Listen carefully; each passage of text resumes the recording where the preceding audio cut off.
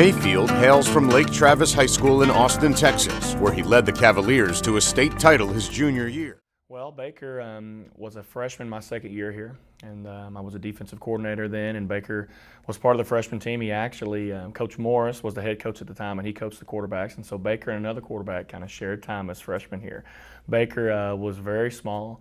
He was probably 5'5", maybe 5'6" as a freshman, but he was very, very bright, bouncing off the walls all the time. Was a good athlete, but he was just one of the late bloomers, I think, out of the freshman class. But he was on our top team, and he was just an extreme competitor. One of the things that Coach Morris believed in was trying to develop as many quarterbacks as we could. So when Baker got older, we would kid him about it. Man, he used to be a halftime player on our freshman team. But as a sophomore, he was the starting quarterback on our JV top football team. Michael Brewer was our starting quarterback on the varsity. And so all those years we were winning state championships. And so Garrett Gilbert won the first two as a starting quarterback. Michael won, I guess it would have been 09 and 010 football seasons. That season, the team went undefeated, and Mayfield threw for 45 touchdowns with only 5 interceptions. As expected, Division I scholarship offers started coming in from all over the country, and then they stopped. January rolled around and he didn't have a commit. He wasn't committed anywhere. That's really when it started to be very difficult and stressful for the easygoing Baker that we had always known. He wasn't nearly as calm about it. He became angry. Angry at, I should have done this, I should have done that. So the way it actually turned out has really been a blessing.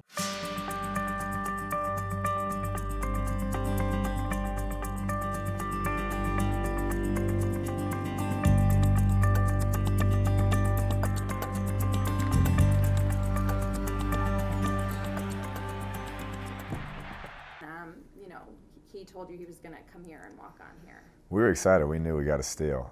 We had recruited him at other schools, a couple of the coaches here, and were shocked, really, that he didn't have a scholarship. And so we talked to him, told him our situation and our vision for him, and luckily, he showed up and fell into our lap.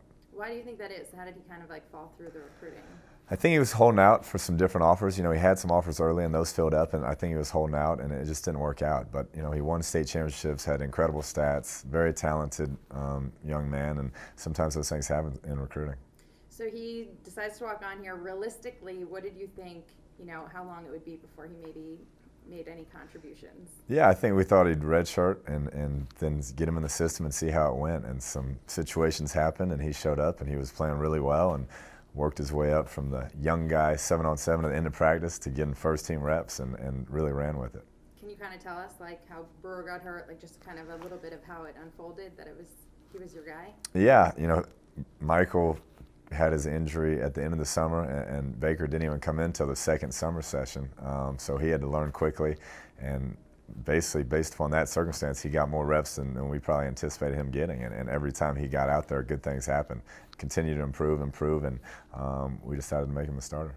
Yeah, what was it about him in camp that you decided to go with him? Just every time he was in, the ball moved forward. No matter the situation, he found a way to get the ball in the end zone, and the bottom line is, no matter how it looks, if you're scoring points, you need to be on the field.